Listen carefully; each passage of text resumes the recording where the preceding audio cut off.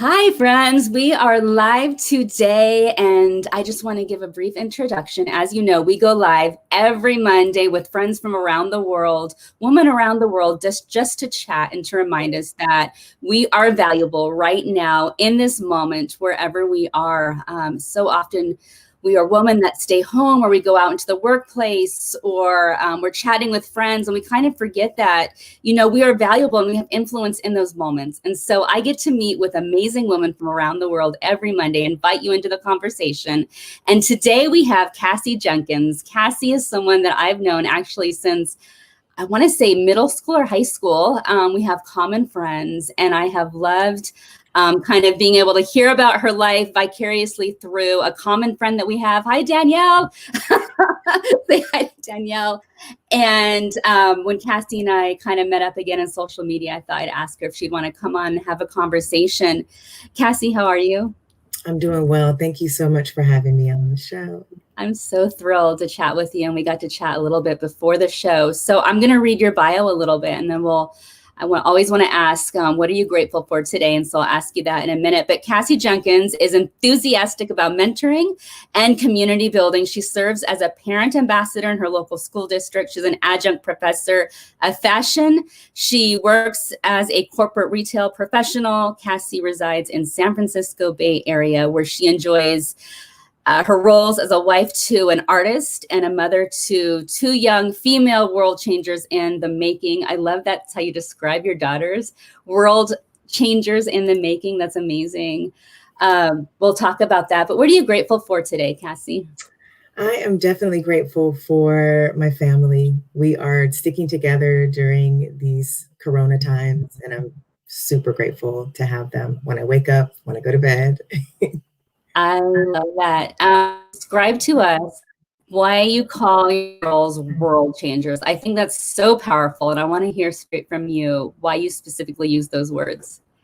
Yeah, I love the optimism that they have right now, even though, they're trying to navigate through virtual learning and figuring out what's going on in the world. But even in the midst of that, they're so positive, and it really helps my husband and I have clear perspective about what's going on and what's important. And I see them making a change, and people close to them and beyond. You were talking a little bit before the show that you are right now doing virtual learning with your girls, and your husband is kind of going. So tell us how, because I think so many of us can relate to the very normal moments of figuring out how to do virtual school with their children and then also hang in there in the workforce. How are you guys doing that role, doing this new role, making it work together? Yeah, exactly. Taking it one day at a time for sure. And so, yeah, we are both working. So we're kind of dividing and conquering it through various meetings, making sure the girls are set up in their meetings. And so communication has been such an important part of that. I was probably holding on to, no, I need to go ahead and take care of this. I need to go ahead and do the learning with them. And then finally I realized, you know what, I need help. And so I reached out to him and I said, hey, is it okay if we, maybe you do some of the earlier, morning meetings, and then I check in with them in the afternoon. And he was like totally open for it. So I think that's an important part of just keeping that communication open, saying what you need. And so that's worked for us more and more. Mm-hmm. When I first contacted you, you were getting ready to go back to work, if I remember correctly. And you are a professor, a fashion professor. Will you tell us about that and what your process has been in getting into this field? Yeah, absolutely. So I'm adjunct professor, which means, I have some more flexible hours so I can kind of work my schedules, my school schedule around my work life schedule. And so it's been great to be able to give back to students. I was working in a corporate job, another corporate job about 3 years ago, and I reached out to my boss and I said, you know what, I'm really interested in teaching. I've never done it before. I know I've gotten good feedback about really mentoring and giving back, being a community builder. My boss was very supportive, female, and she said, absolutely. So I decided to leave early, my job early on a Monday. I would drive into the city, nervous every day, knots in my stomach, but I would get before the students and just teach them what I know. I think that's such an important part of it. There was no textbook, so I had the flexibility as long as I was touching on, each module over the 15 weeks. And there was just a lot of aha moments. There was mistakes made along the way, but I got positive feedback and things, to improve upon, things to do more of. And so I continued to do teaching. It's kind of adjusted depending on my schedule, but I am still teaching now, even 3 years later, and it's going well. I call it the most challengingly rewarding job that I think I've ever had. I mean, I know parenthood is definitely that, motherhood, but it's just one of those things that when the light bulbs go off for a student or things click, like I'm doing a retail math class right now, and a lot of students come in like, I'm not good at math, I'm horrible at math, and they continuously tell themselves that. And I can share that, I used to feel the same way, but I want to show you some tips and tricks and how you can, maybe you're not going to love it, but you can at least like it. And so that's been fun to see those aha moments. And I can relate to your students. I cannot do math. Has never been my forte. It's like, oh my gosh. Tell me about mentoring and your heart for mentoring. So I know you have a heart for community building and also mentoring. Take me through that process. What does that look like to you? Yeah, it helps me to look back and think about when I was starting my career and having people that I like to say really lift you up as they climb, as they're growing in their career and influence. And so I always thought, when I get to a place as I'm learning more, and that's the beauty of it, you can mentor at various levels of experience. And so I knew, and I was like an intern at various times, a temp worker. I just did a lot of different things. And I loved when someone would kind of take me under their wing. So it feels like giving back and serving, which is so important to me. So even now, I would say my students, for sure, I enjoy mentoring. But, I have to think also, my last corporate job, I was managing a team of 10 people. And it was great to see they felt like they could come to me about like, hey, especially now that we don't work together. Hey, I'm pregnant. I'm not sure how to tell, my boss, or I want to negotiate my salary. What should that look like? Or, hey, how are you balancing everything in your life? So it really just was able to have those authentic relationships with people that I still keep in touch with. They've asked me to be, references for them for, various promotions that they have. And so I love to see the growth and whatever that looks like, whether someone's working in a corporate world or they're a parent or whatever, wherever life may take them. I'm glad that I can be part of their journey. It feels like a gift. It is a gift. And so I want to ask you, who has been your greatest mentor influence in your own life? Yeah, it was one of my bosses. Actually, when I worked at Macy's.com, I was new to e-commerce, really eager to learn. And it's someone that I still keep in touch with. I felt like in our first informational interview, because I was working in another department within Macy's, I felt like she saw me. And I think to be seen and understood is just really priceless. And she really went to bat for me to get that position. I think it ended up being like 3 months later. And so we still keep in touch. And I reached out to her recently to get a reference for the job that I'm in now. And so, I would see her every now and then at kids' parties or community events or things like that. And so I'm sure those people. I would say our mutual friend Danielle is like that even if you haven't talked to someone in a while, it's just like as soon as you start talking, it's like you see each other, you get each other. Yes. And I would say that she's been wonderful. She sees you. You said she saw you. What does that look like to see someone? Because that right there is the moment where, like, to be seen and to be known. What does that look like to you? Yeah, for me, especially within my corporate life, a lot of times I've been one of few Black females working. And so even though, the person that I'm speaking of, she's a white female, I felt like she recognized the unique differences and things that I could bring to the table. And that felt good to be seen, because a lot of times I felt like I've had to kind of blend in and not really talk about my Blackness, if that, I know that's so layered. It could be a lot of different things or my experiences, but really felt like she wanted to know about that, to hear about that, to support me. And having already feeling that, you may have a sense of isolation, not projecting that on me, but asking questions like, how's this been for you? How do you find community? And so I would say that has been an example to be seen. And then I would say it's been kind of tricky for me to work through, but I'm an extrovert. You kind of talked about it. Yeah. Some people say to me, "Oh, you're so outgoing." Mm-hmm. But also, I think when I'm also new and learning, it takes me time to process, and I might be a little bit quieter while I'm processing. And so I felt like she kind of recognized that too. And so I think it's also a gift to see that. And so maybe it's high EQ, but you can see that, okay, that person is processing, but how can I still encourage them to find those moments where your voice matters? And so it's okay to be quiet as you're processing, but also we want to make sure you're sharing your voice in meetings, sharing your perspectives. And so I think being able to recognize that in people, and still got to get people a little bit out of their comfort shell, but then also recognize that sometimes they need that time to be still and process. It's like a balance. Yeah. And how do you pass, the key phrase I heard was your voice matters. How do you pass these powerful messages on to your own children? Oh, I love that question. What I've actually started to say is your voice matters. I caught myself saying that to my daughter the other day, and she was cleaning off her desk.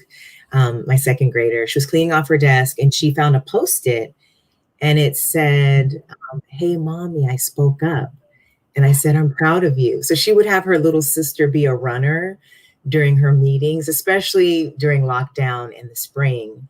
Yeah. And we might notice that some of our kids might thrive more in an in-person school setting. And I noticed that my oldest would just get really quiet and not speak. And I just told her, I said, your voice matters. And, find a time when your teacher is talking, but to raise your hand and to share your opinions. And just saying that, because I didn't do that when I was a kid. So I'm glad that I can share that with her now and at this young age. So now her and even little sis in kindergarten, they're speaking up. And I said, don't be afraid if you have the wrong answer. Like, your teacher wants to hear from you. The classmates want to hear from you. And so I love that she keeps that little Post-it on her desk as a reminder that her voice matters. And then I have to remind myself that a lot of times we give advice. I'm like, girl, I'm saying this to myself too, that my voice matters as well. And we can do hard things. Mm-hmm. I'm getting chills. I know. Cassie, I want to ask you this, and I'm not quite, tell me a bit of your story and power points where you've learned that your voice really matters. Yeah, I've realized that there's been some pivotal moments where I haven't spoken up and I've just been afraid to share my story and my experiences. And I would say being a teacher, because literally I would be in front of the class, so vulnerable. And I started to share some of my experiences with my students, particularly, say, a marketing class, for example, a fashion marketing class. And there were different situations that happened. I remember H&M had a situation where they had a young Black boy in a monkey t-shirt. And so they got a lot of criticism and backlash for that because it felt racially insensitive. And so it was open conversations that I had. The students would bring hot topics to class. So kind of think of current events when we were younger. And so for fashion, it would be fashion-related hot topics. And students would share, and I would let them talk among each other. They would have differing opinions. And then it was a perfect opportunity for me to step in and say, thank you so much for sharing. This is what I feel about it. And I could relate it back to my own personal experiences. And I would say that's one of the first times where I felt really comfortable talking about myself, my experiences, and my experiences being Black. And it was, I was nervous and maybe stumbled over my words, but it felt good. And I felt like the students were eyes wide open, listening, and they wanted to hear my experiences. And I would have a lot of diverse, group of students, from different backgrounds. So I think it encouraged them as well that we all have unique perspectives. And it brought engaging conversations to the classroom. And then it would, I think, then feed into their writing. And I said, yeah, be open about sharing what you think too. So I want to continue to do that. Does this feed into your mentoring and your heart for mentoring, sharing those powerful moments and those moments of your voice matters and you matter? Yeah, it really does. It really does. It all is a thread that I think it connects to who I am, and it helps me with perspective to see too that everything that you've been through is, it's for you to grow and to learn from, but it's also for other people. And like a reflection. Maybe we don't have the same mirror image, but there's some commonalities that we can all relate to. And I think that's been a beautiful thing to see, that finding those ways we can all hold hands together and realize that we all have a story, a unique story. And I tell my students all the time what's the story, because a lot of, especially within marketing and things like that, it's storytelling and not like telling stories. Like my parents would say, like, don't tell stories, like you're lying. Yeah. But what's your story? Because it's important to share those parts of us. Okay, I have to ask this then, Cassie, what is your story? What is your message? Yeah, I would say my message is embracing all of who you are, like even the parts that you may not fully understand or the parts that you might not like. And I feel like I'm starting to do that right now. I think the glimmer of hope through this global pandemic for many is, I know I had a lot of time. I had the summer off, and I had a lot of time to sit and think and reflect, especially with everything going on, within our society and our world, really beyond the pandemic, racial unrest, political things that are going on in the world. And it was just a stillness. And at first I wanted to reject it and say, no, I don't have time. I want to stay busy. And, it's doing like multiple workouts a day. And I mean, I do enjoy that. That helps me to refresh, but I had to kind of slow down and let those moments of stillness come where I could really just pray and journal and connect with people that I hadn't connected with in a long time. So I'm so glad you reached out. And so I think embracing those moments more and not realizing, you said it good, before our chat, was feeling like I started to feel like, oh my goodness, should I try to write a book, or what big thing should I try to do? And really, I think the best thing I could do is really just be present and be here for my kids. And I love when my kids say, you know what? My oldest said it the other day. She said, you know what? The good thing about this time that we've had time to just spend with each other and have more game nights and cuddles and hear more stories. And I love that was what she, took away from everything. They're never going to forget. They're never going to forget. Like, they're probably going to remember this moment as time I got to spend with mom and dad. Yes.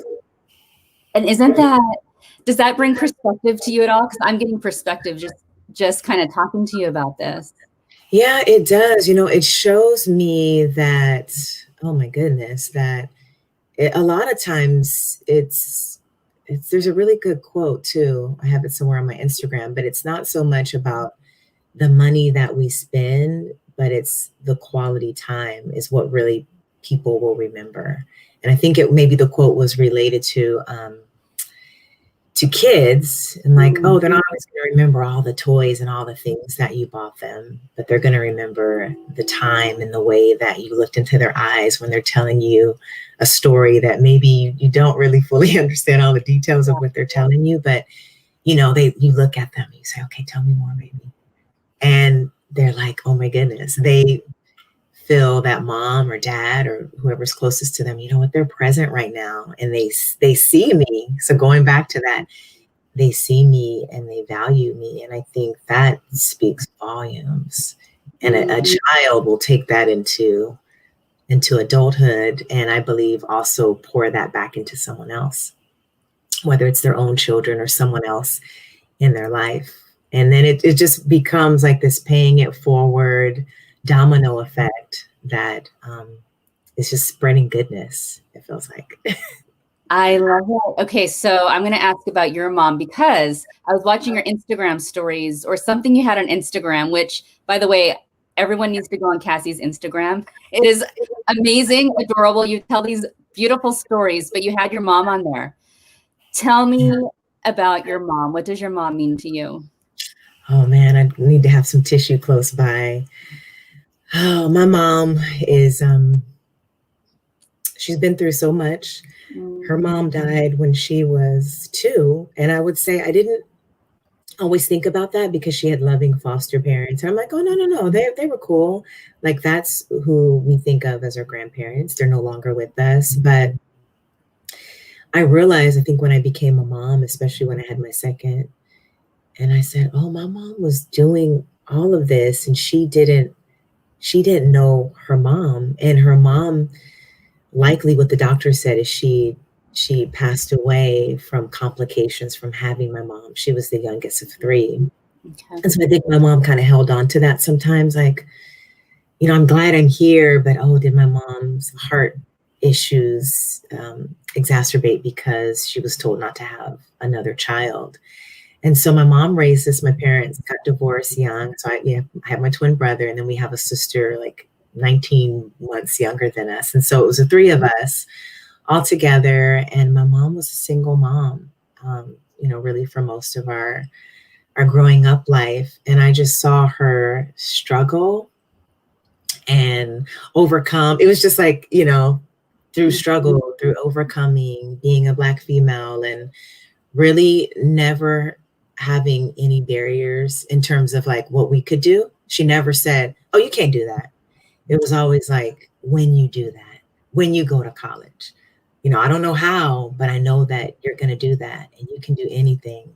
Mm-hmm. And so I pour that into the girls too. And I was so inspired and so encouraged growing up with her. And so what I shared in my stories was that a year ago, it was just about a year ago, was the last time I got to see her, you know, because of COVID. So she's in Texas. And so we definitely keep in touch and talk, but just miss, you know, those hugs and that wisdom. But we were still able to kind of share that. And I appreciate our relationship as I've gotten older because she's always kept it real.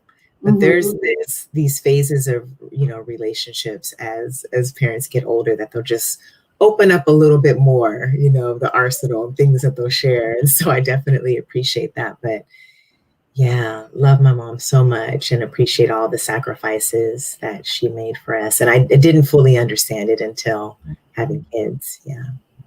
I was laughing at the Instagram story where you're like, I'm in high school right now. Because she was joking with you. Oh, that was funny. Totally so fun. Totally real. What do you think her greatest to you has been? Oh, say that one more time for me. What do you think your mom's greatest message for you has been? It's beautiful. Would have to say, don't let anyone tell you what you can't be and what you can't do. And so I have that voice, you know, she said, you can be that voice for yourself and try to overcome that as well. But, you know, you can, whatever you set your mind to do, you can accomplish it, you know, and keep God first. And I'm like, okay. So I used to print out, you know, her little sayings that she would email me or text me and have those as reminders. And now they're on my heart and things that I can pass along to. Pass on to your daughters and anyone else. We all get to glean from that. One of our friends is asking, what is your Insta handle? What's your Instagram handle? Oh, yes. So it's Classy. So Classie, and then Jenkins, my last name, Jenkins. So Classy Jenkins. And I always joke, I say, oh, Cassie Jenkins was taken. So I added the Classy. So it's perfect though for what you're doing. I love it. Our friend Jenny is watching, and she's my friend from the United Kingdom. So hi, Jenny. Hi, Jenny. She was the one that asked, and Tim is watching. We talked about, before we came on, something that you're learning or you have learned about the power of yes and no. Will you get into that for us briefly? Because that was such a powerful message. Yeah, absolutely. So I find myself saying yes to a lot of good things, whether it's related to volunteering with the kids' school, when I could do much more of that, or to a job opportunity, to the list really goes on and on and on. And so and even school, maybe depending on how many classes that I've signed up for to teach. And so what I've realized, and a good friend told me, when you say yes to something, you're also saying no to something else. So I've really taken my decision making through that lens. And so even an example for the semester, I just started a new job. But before I started the new job, I had said yes to teaching 2 classes. And I realized pretty quickly that I'm not going to be able to give myself kind of wholeheartedly to the kind of immersion of starting a new job, helping the kids with virtual learning, volunteering, and then teaching 2 classes. So I had a dream that I don't always have, a very vivid dream, just as I was thinking, oh, I don't want to disappoint. That's something I struggle with too. I don't want to disappoint. I said I could do the 2 classes. But in my dream, I was talking to the director at school, telling her I'm not going to be able to do this class. And I woke up almost thinking, did I already talk to her about this? I realized I didn't. I had the conversation that day, and I just said, hey, I'm taking on a new job, and I don't want to do a disservice to myself or to the students. Is there any way? And I kept it open, right? I'm like, if it's not a way, I'll figure it out, right? That's what we do. We make it work. But I feel like there's a reason why I had the dream. And so right away, she said, oh, you know what? Well, I know there's other people that can do the class. So within that day, they found someone else. I, transferred over my notes. And so it was just a reminder to set those healthy boundaries and think about, are you saying no to spending time with your family? Are you saying no to, if health, wellness, and fitness is important to you, are you going to have time to do that if you've said yes to all these good things, but maybe it's not the right season to do everything, right? I can do a lot. I can't do everything. So I'm carrying that more with me, even when I'm tempted to say yes to everything. And just scale back, almost make a list too, and say, okay, well, what does that mean if I'm doing this for that many hours? And so that's helped me. I think I think we can all relate to that. And in fact, I've had to make lists to keep my focus on this is what is my priority right now. So that's a powerful message, I think, for all of us.